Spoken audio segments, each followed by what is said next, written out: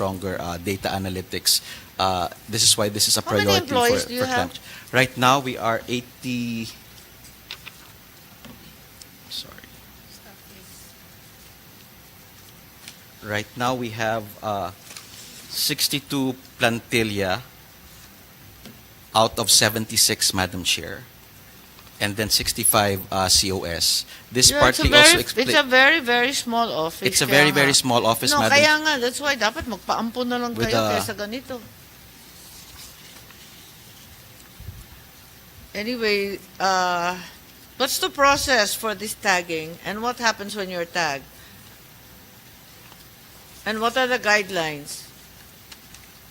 I'm asking on behalf of the LGUs. You mentioned the LG. The LGUs are completely confused by this effort. CCET, Madam Chair, again, is a joint policy framework of the DBM, CCC, and the LG. It's supposed to monitor and mainstream climate change. Can you just respond to the question? What are the standards being utilized? What are the guidelines? How do you become tagged?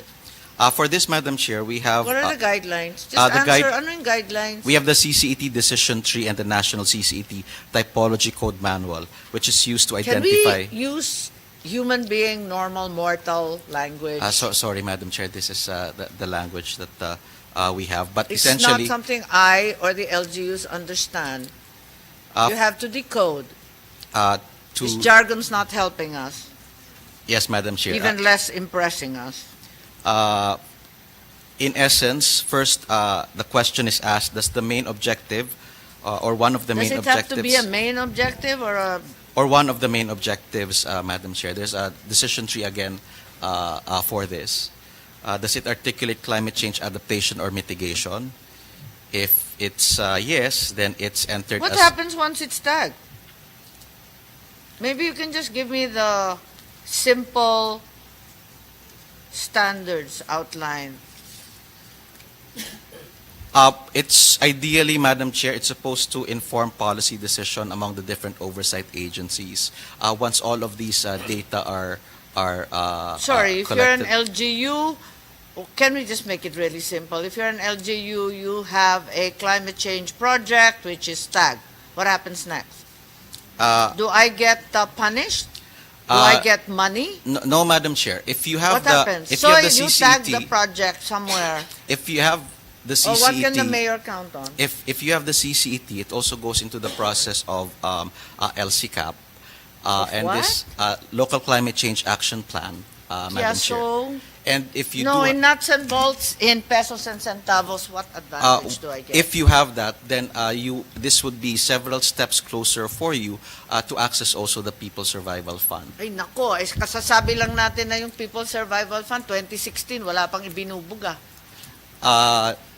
Yes, Madam Chair, but perhaps. So there's no clear advantage to the LGU. It's just an unnecessary feather in their cap to be tagged.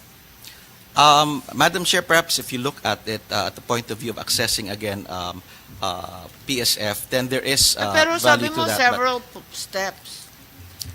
It's part of the documentary requirements, kasi, ma'am. And the function and what we need to do at CCC and with other government agencies is to further strengthen that capacity so it becomes not a burden, but in fact.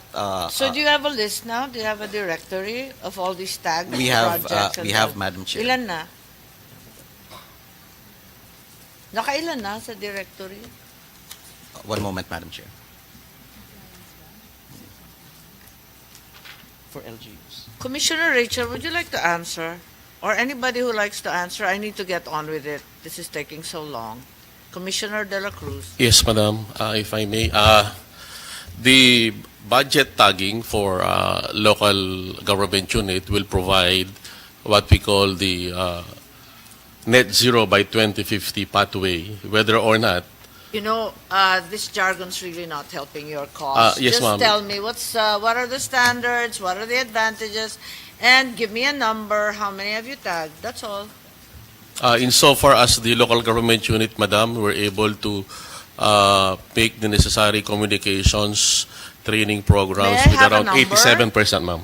May I have a number 87% of the local government units were able to submit all the necessary documents for So them. how many projects have you tagged as part of this CCET? I'm sorry, it's a budget hearing. It's just nuts and bolts. I need a number. How many projects have you tagged? If you don't have it, let's not waste time. Let's just proceed to the next 100 questions. I will provide the details, Madam Chair, on this for LGUs as well as for national government agencies. Can you tell me the number of projects? Kala ko you're tagging. How come you don't know how many you tag? Anyway, napapagod na ako. Okay. So, let's go back to the People's Survival Fund, since that seems to be the end-all and be-all of all these tagging.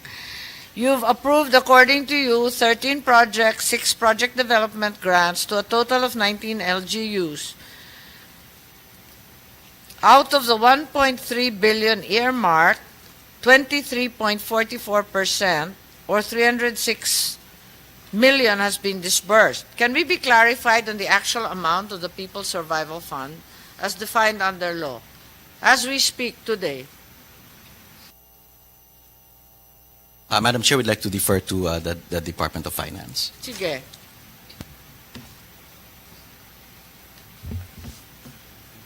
Thank you, Madam Chair. The figure, as the Chair has mentioned, is as of date. That's the disbursed amount. Now, the disbursements will follow the work and financial plan based on the agreed tranching. I And just need a number. What's the actual amount of the People's Survival Fund the now? actual amount as disbursed, Chair, is the 306, as you mentioned. So it's confirmed, Chair. No, what's the whole body of the fund? You're talking only about the amount disbursed. O magkano yung entire universe of the PSF? How much is the fund? The Kung entire approved 306 ang disbursed, magkano pang natitirang hindi disbursed? that's roughly 1 billion. Ha? 1 billion po. Because Okay nga. the approved grant amount or the amount for PSF financing is 1.3 billion. Kaya nga. Yes. So that's the right whole now, universe. you have just short of 1 billion